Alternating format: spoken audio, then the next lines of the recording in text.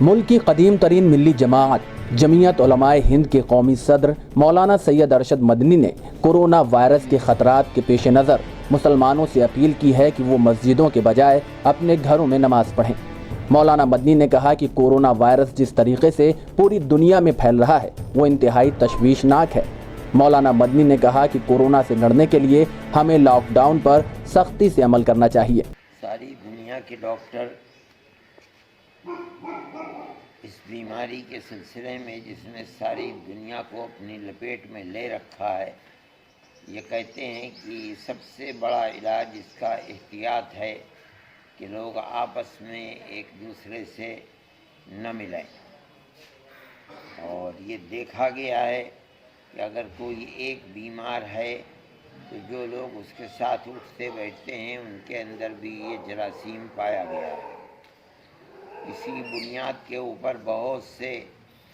ملکوں نے ہر طرح کی وہ سرگرمیاں جن کے اندر اجتماعیت تھی، چاہے وہ مذہبی ہیں چاہے غیر مذہبی ہیں، ان کے اوپر پابندی لگا دی ہے۔ مسلمانوں کو بھی اس سلسلے میں ڈاکٹروں کے ساتھ اور اپنی حکومتوں کے ساتھ تعاون کرنا چاہیے تاکہ یہ وبا جو ایک آفت بن کر ساری دنیا کے اندر چھا رہی ہے اس سے نجات پائی جا سکے۔ نمازوں کے اندر خصوصیت سے مسلمان جمع ہوتے ہیں، اور خاص طریقے پر اس وقت کیونکہ ساری سرگرمیاں بند ہیں اور لوگ اپنے گھروں میں ہیں تو جماعتوں کے اندر زیادہ ہجوم ہو رہا ہے، ورنہ تو لوگ منتشر رہتے تھے، اپنی اپنی جگہوں کے اوپر نماز پڑھا کرتے تھے۔ اس لیے نمازوں کے سلسلے میں بھی یہ چاہیے کہ ایک جگہ جمع نہ ہو بلکہ مسجد کھلی رہے، اذان دی جائے،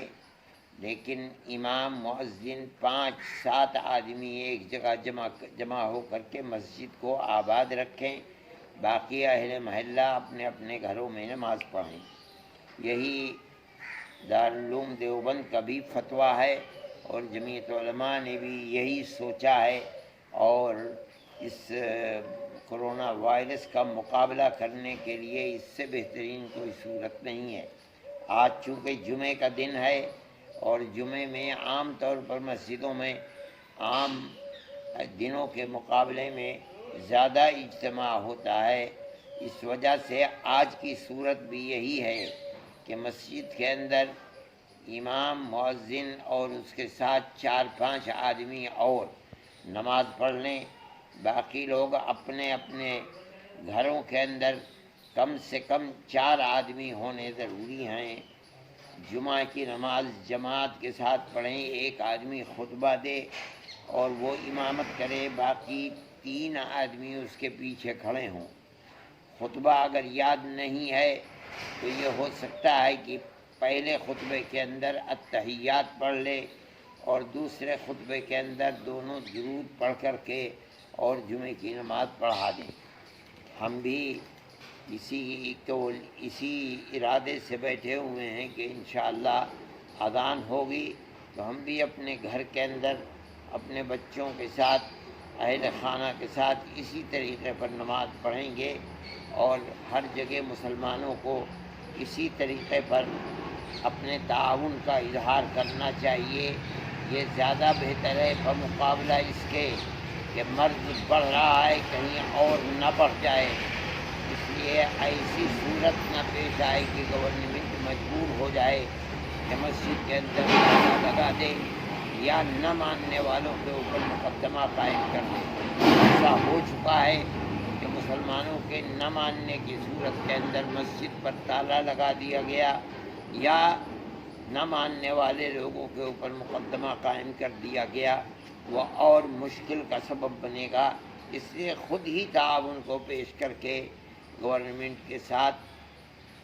تعاون کا معاملہ کرنا چاہیے۔ اللہ سے دعا بھی کرنی چاہیے، راتوں کو اٹھنا چاہیے اور اس مصیبت سے آزادی کی دعا کرنی چاہیے۔ میں بار بار کہتا رہا ہوں اور اب بھی کہتا ہوں کہ بہترین چیز اللہ کے اس عذاب سے نجات حاصل کرنے کے لیے صدقہ ہے۔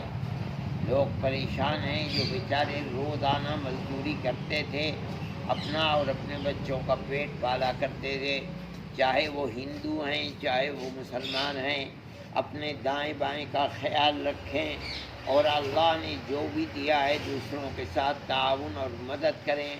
اور صدقہ دیں، اس لیے کہ اللہ کے غصے کو ٹھنڈا کرنے والی چیز صدقے جیسی کوئی اور نہیں ہے۔